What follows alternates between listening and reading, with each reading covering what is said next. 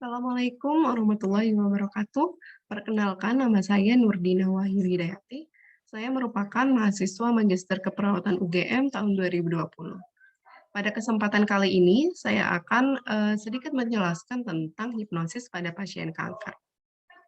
Seperti yang kita tahu, hipnosis ini telah menjadi perhatian yang cukup banyak selama dekade terakhir ini. Hipnosis dapat mengacu pada penerapan hipnosis untuk menghilangkan gejala somatik dan juga gejala-gejala lainnya, khususnya pada pasien kanker. Pada kesempatan kali ini, saya akan berbicara banyak berfokus pada pasien kanker. Hipnosis ternyata telah terbukti menjadi intervensi yang efektif dapat digunakan pada pasien kanker untuk meningkatkan kualitas hidup mereka. Bisa kita bayangkan, nyeri yang terjadi pada pasien kanker ini sekitar 50 hingga 60%. Sehingga ini sangat mengganggu sekali bagi pasien kanker. Dengan adanya hipnosis, nyeri ini dapat diminimalisir dan juga terdapat beberapa hal lainnya yang dapat menjadi efektif berkat adanya hipnosis tersebut. Misalnya adanya meredakan mual dan muntah, kemudian mengurangi rasa nyeri tadi, kemudian mengatur kualitas tidur yang jauh lebih baik, kemudian mengatur tekanan emosi yang jauh lebih baik, dan lain sebagainya. Jadi hipnosis sangat berperan penting dalam memberikan kualitas hidup pasien pada kanker yang jauh lebih baik dari sebelumnya. Saya ingin sedikit bercerita, pada saat saya praktek nurse di RSUD Temanggung, saat S1 profesi dulu, banyak sekali pasien kanker dan juga yang didiagnosa tumor pada bangsal bedah. Kemudian saya mencoba menelaah salah satu pasien, pasien tersebut laki-laki berusia sekitar 40 tahun, pasien merupakan seorang ayah, seorang suami, yang mempunyai tanggung jawab dan beban terhadap pemberian nafkah bagi keluarga. Pada saat itu saya melihat pasien sangat murung, sedih, putus asa, dan juga pasien menyatakan bahwa ia tidak memiliki harapan hidup lagi.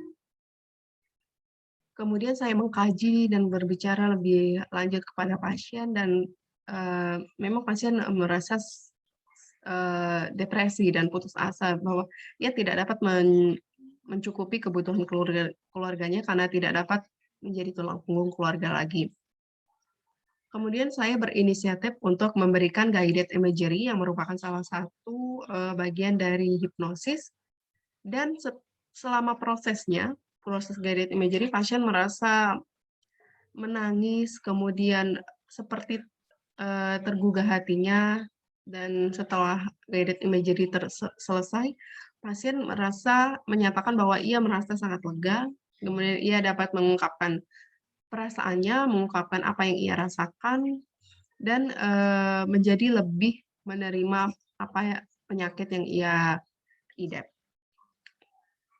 Oke, untuk lebih lanjutnya, setelah kita memahami dari penjelasan tadi dan juga kasus tadi, kemudian saya ingin menjelaskan sedikit tentang beberapa sumber atau jurnal yang berkaitan dengan hipnosis. Berdasarkan penjelasan dari singkatan dari implementasi hipnosis tadi, ada beberapa jurnal yang ingin saya jelaskan. Yang pertama, jurnal Valentine oleh Valentine et al. Tahun 2019 dengan judul The Efficacy of Hypnosis as a Treatment for Anxiety, a Meta-Analysis. Nah, pada penelitian ini merupakan penelitian meta-analisis yang mengukur keefektivitas hipnosis dalam mengobati kecemasan pada pasien kanker.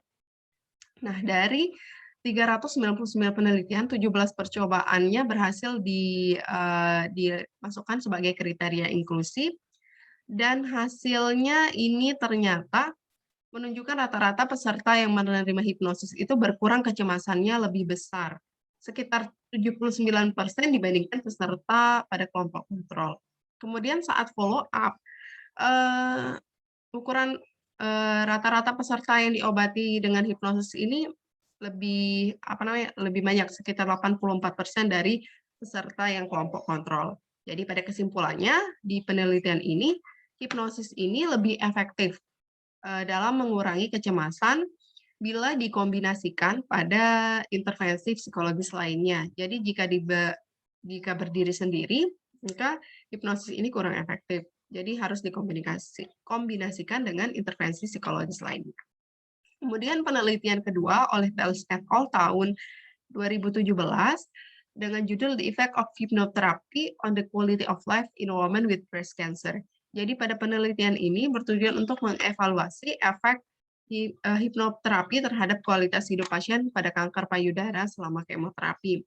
Nah, pada penelitian ini terdapat kelompok kontrol dan juga kelompok intervensi, dan hasilnya penelitian ini menunjukkan bahwa kelompok hipnoterapi menunjukkan peningkatan yang signifikan secara statistik, dan skala efeknya ternyata lebih besar pada fungsi kognitif dan juga fungsi sosial pada pasien tersebut dibandingkan dengan kelompok kontrol. Jadi